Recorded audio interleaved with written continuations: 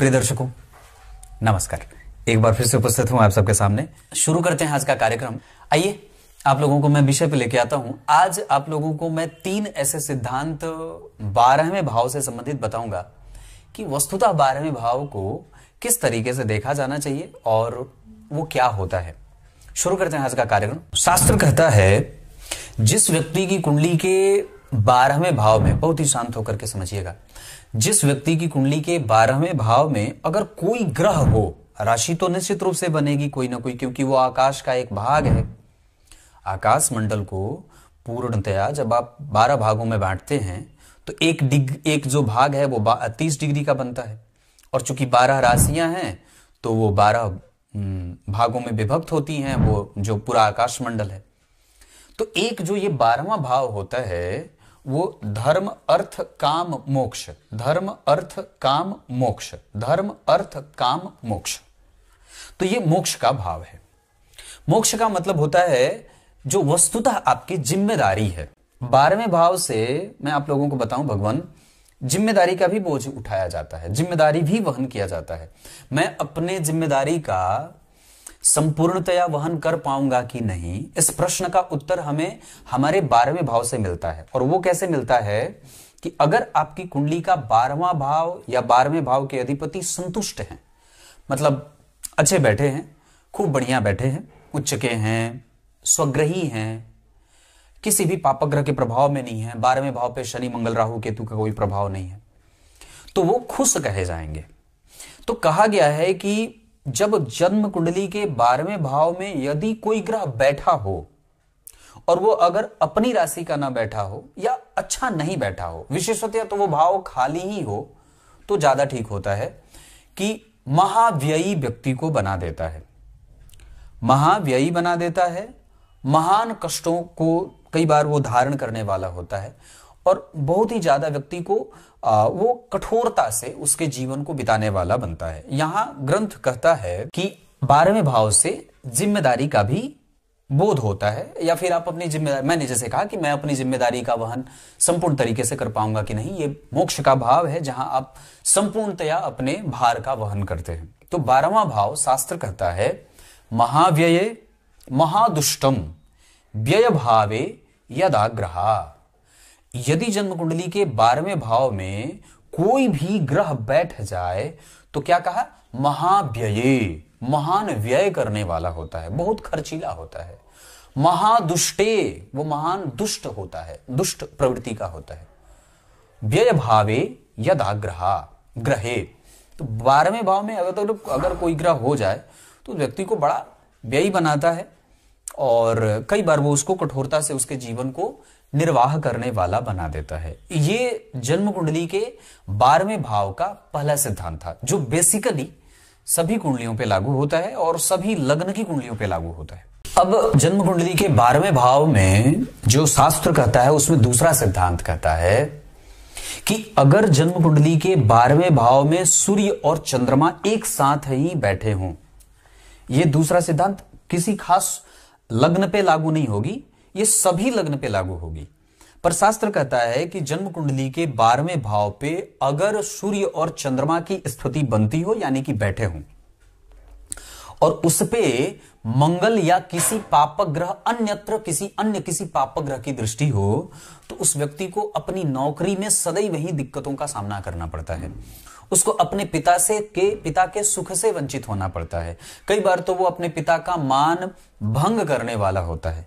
लेकिन अगर उस पे किसी शुभ ग्रह की दृष्टि पड़ जाए, जैसे गुरु की दृष्टि पड़ जाए, मान लीजिए 12वें भाव में सूर्य और चंद्रमा दोनों बैठे हैं और गुरु की दृष्टि पड़ रही है, तब ऐसा फल नहीं होगा।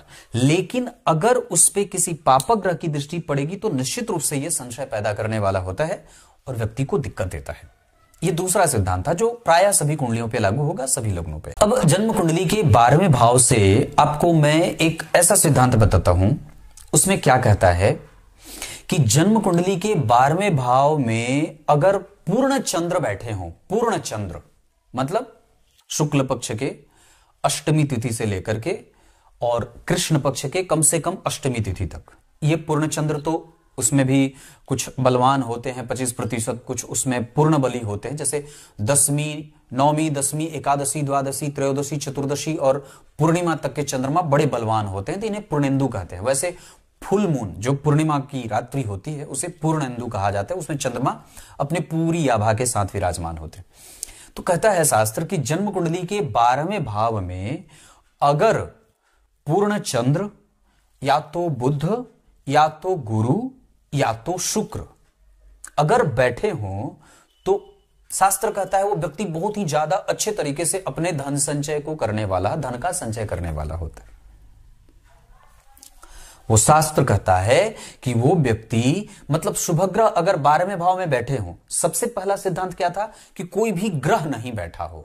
दूसरा सिद्धांत क्या था कि सूर्य चंद्र अगर बैठे और उस पर किसी पापक ग्रह की दृष्टि हो तो वो धन व्यय करता है। लेकिन तीसरा सिद्धांत ये कहता है कि अगर मान लीजिए ऐसी सभी की तो कुंडलियां बनेंगी नहीं, तो शास्त्र ये कहता है कि जन्म कुंडली के 12वें भाव में या तो शुभग्रह बैठे हों लेकिन उनपे किसी भी पापक ग्रह की दृष्टि नहीं पड़नी चाहिए। लेकिन अगर जो ये ग्रह बैठे हों और अगर इन पे कोई पापक ग्रह की दृष्टि पड़ जाती है तब वो धन खर्च करने वाला होगा। लेकिन सबसे अच्छी स्थिति होगी कि वहां पे कोई ग्रह बैठा ही ना हो। कारण है क्योंकि ज्योतिष का सर्वमान्य सिद्धांत कहता है कि 12वें भाव में बैठे ग्रह और 12वें भाव के अधिपति जहां बैठेंगे और जहां देखेंगे सबको नुकसान पहुंचाते हैं। ये 12वें भाव से संबंधित मैंने 3 सिद्धांत आपको बताए हैं। तबियत जैसे जैसे ठीक होगी वैसे वैसे राशिफल आएगा जो बिल्कुल ही राशिफल के जैसा नहीं होगा। और बाकी मैंने बृहद पाराशर होरा शास्त्र कहा है या बाकी और जो अन्य ग्रंथ है ज्योतिष के, जो आप लोगों को बड़ी अच्छी बात बताऊं, बड़े लोग हैं इनको ये नहीं पता कि पाराशर जी ज्योतिष के आचार्यों में बहुत बाद में आते हैं। जो महर्षि पाराशर हैं वो ज्योतिष के दैवज्ञों में, आचार्यों में बहुत बाद में आते हैं। ये मुझे पता नहीं था, कि आप लोग नहीं जानते होंगे, पर मेरी बात कल किसी से हो रही थी फोन पे, तो उन्होंने कहा कि पाराशर जी ने, मैंने कहा कि पाराशर जी भगवान बहुत बाद में आए, उससे पहले तो पितामह सूर्य पितामहो व्यासो ऐसे करके श्लोक है। तो सूर्य हैं भगवान, जो नारायण के साक्षात अवतार हैं, भगवान सूर्य नारायण, उनके ऋषि उनके ही जैसे या वही स्वयं ऋषि के रूप में जो रावण के, जो राजा रावण हुए ना, लंकापति रावण, उनके जो राक्षस राज रावण के ससुर मयासुर को उन्होंने इस दिव्य अलौकिक ज्योतिष ज्ञान का सबसे पहला ज्ञान दिया था। सबसे पहला मतलब सूर्य के जैसे ही कोई ऋषि हुए या साक्षात सूर्य नारायण ही मयासुर को ज्योतिष विद्या से परिचय कराया था। फिर उसके बाद वो जैसे जैसे वो जो है वो वैदिक परंपरा में श्रुत परंपरा से हमारे पास ये शास्त्र आया है। ये कभी बाद में बता दूंगा, ये बात आई तो बात बता दिया। पर कहने का अर्थ है इतना ही ये 12वें भाव से संबंधित कार्यक्रम था। फिर कभी आगे चर्चा चलेंगी। अब ये यहीं पे काम खत्म करते हैं। तब तक के लिए इजाजत दीजिए। तबीयत थोड़ी ठीक नहीं है, इस वजह से लंबा नहीं खींच रहा हूं, बैठने में दिक्कत हो रही है। तब तक के लिए बहुत बहुत नमस्कार।